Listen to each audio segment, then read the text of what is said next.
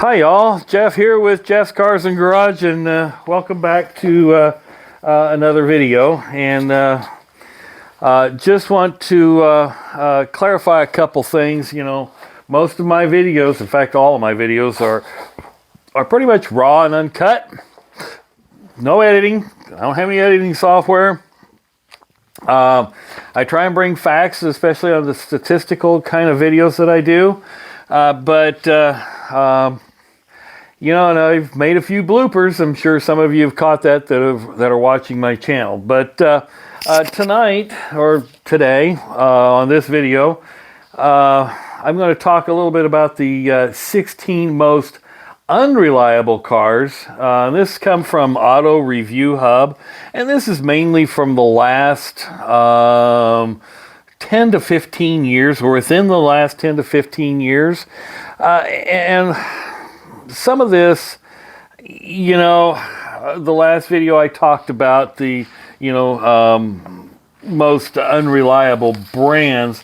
Well, this is narrowing it down to specific cars that over the years have proven to be, a little bit least reliable, I guess would be the reason. So, starting with the Jeep Cherokee. And that's mainly in 2014. It falls short of reliability based on mainly engine and transmission issues. Now I don't know what Jeep was doing back then, but apparently they had some issues. Kia Sorento, mainly from 2011 to 2014. And this one I do know, I don't know firsthand because I've never owned one. But I've had friends that have had it, and this follows what they had happen to theirs. Engine issues, excessive oil consumption.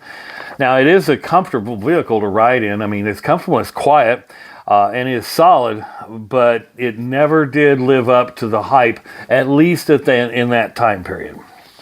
The next is the Kia Cadenza. Don't know about it, never seen one in person, at least I don't think I have. But Auto Review Hub says it was a great smooth riding car, but had engine cooling issues, fuel system, and the climate control system. It was an affordable car with no safety recalls, at least at the writing of this article. So that's pretty impressive. But overheating can be a problem.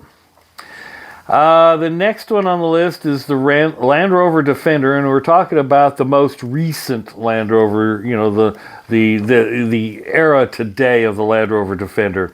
It is a maintenance nightmare. Well, what British car is not a maintenance nightmare? Frequent electrical failures. It is also expensive to repair. Well, we all know that. It says Land Rover on it. And it's just a nightmare to work on, and you need a patient, this was stated in there, you need a patient, technician, or mechanic.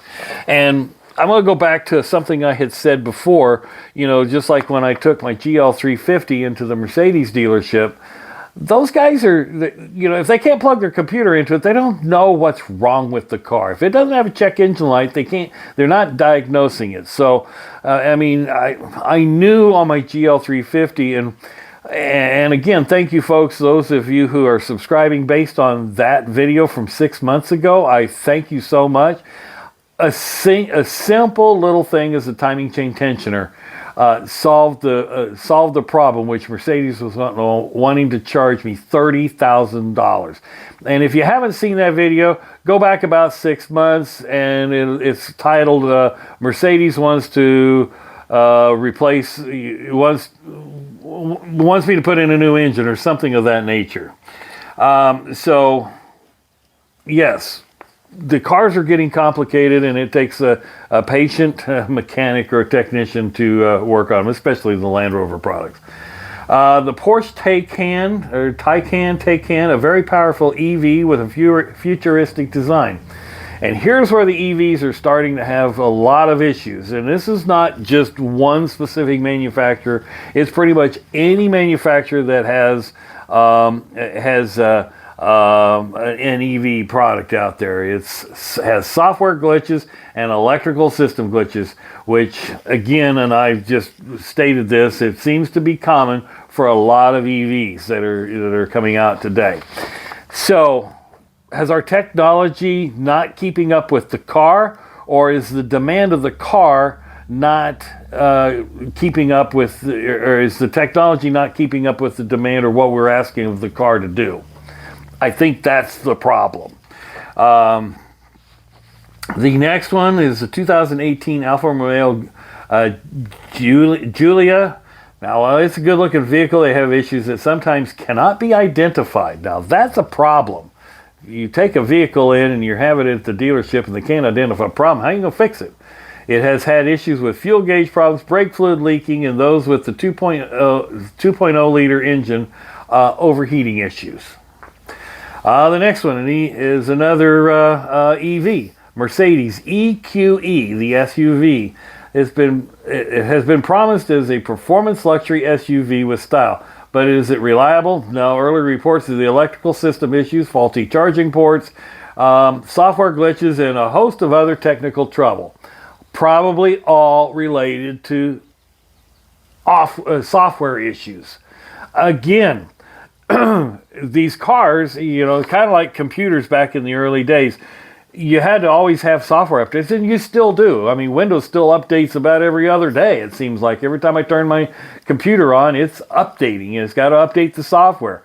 And you've got people, software designers that are out there writing the code and putting it up, and oh crap, I forgot this, or oh crap, I need to do an update of an update of an update of an update.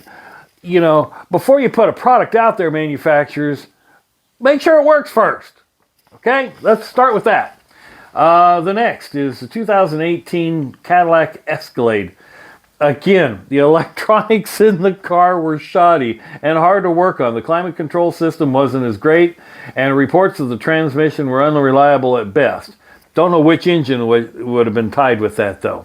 It also has serious issues with the hydraulic brakes that decrease the functioning of the vehicle power assist. This was not good if you were towing. So I'm wondering if this was the 6 liter or the 6.2 liter engine.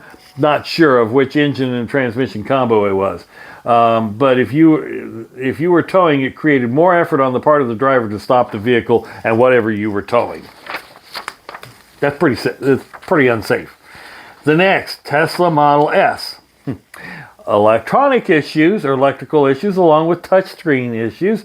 Again, software issues seem to plague a lot of these EVs. Next, Ford Fusion Hybrid. While stylish vehicle, the hybrid wasn't all what it was cracked up to be regarding reliability. The hybrid system would shut down unexpectedly, which also decreased the fuel economy. Some experienced jerky transmissions. And that was kind of a thing with the Fusion and the Escape and all over in that era. Which leads me to the next one, the Ford Escape, mainly 2013 to 2018. While it had great fuel economy, had electrical issues and transmission issues, poor acceleration, rough shifting were the biggest complaints. And I think I covered this in another video as well. The next, Dodge Dart, electrical issues, engine issues, misfire, weak transmission, lots of sensor issues. They say it will spend more time at the mechanic than on the road. And that's an inexpensive car. Seriously? I mean, we're talking, sometimes these will be first-time car buyers, because you're in a car that's $20,000 or $18,000 or whatever the Dart costs, and you're taking some young kid's hard-earned money, maybe a college student, and he's got to waste his time spending it at the mechanic all the time, getting a car fixed. Come on, manufacturers, get it together. The next, 2015 Mitsubishi Mirage. A lot of recalls on this 6th generation, some of which were sensors sending the lack of correct signals to from the sensors to the ECU. Also, as the car ages, corrosion in some of the electrical wiring may prevent airbags from deploying. That's a safety issue. That should be a recall, but I don't know if it is or not. The next vehicle, and I've talked about this several times over and over in various videos, the Dodge Journey. Lackluster in performance. Electrical issues and transmission issues are the most common, especially in the 2011 to 2015 models. The next one, Dodge Caravan. Same as the Journey from the years 2008, 2014. Electrical issues are the main problems. What is it with the electrical issues, guys? And then the last, oh, and I talked about it in the last video, is the Rivian R1T. Quality control. But that is going to be the case with any new manufacturer. They just don't know how to get it right. I mean, they think they've got quality control. And being from an RV manufacturer, you know, in my past career, that was always the thing. We had a quality control dude that walked up and down the line and inspected everything from here, there, and everywhere. But they can't catch everything. And in the car business, these cars are built fast enough that, you know, something will get past a QA, quality assurance technician or whatever. And it just keeps right on going. And then on the Rivian, electrical issues seem to be the common thread, as in all EVs. Is it going to stop? I don't know. We're building these things too fast. We're trying to get them out there in the marketplace too quick. I mean, do we want cars to be throwaway vehicles? No, I think we want cars to at least last, you know, at least 10 years.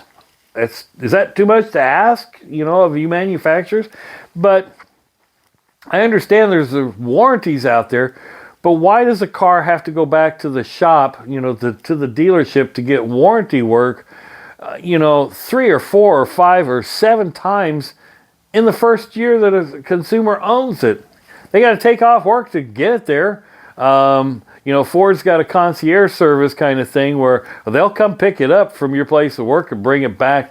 Well, that's all fine and dandy, but if the car don't run, how am I going to get it? How am I going to get it to work? Well, it'll come and get it from home. Well, okay, now in my case, I live 20 miles from the nearest Ford dealership.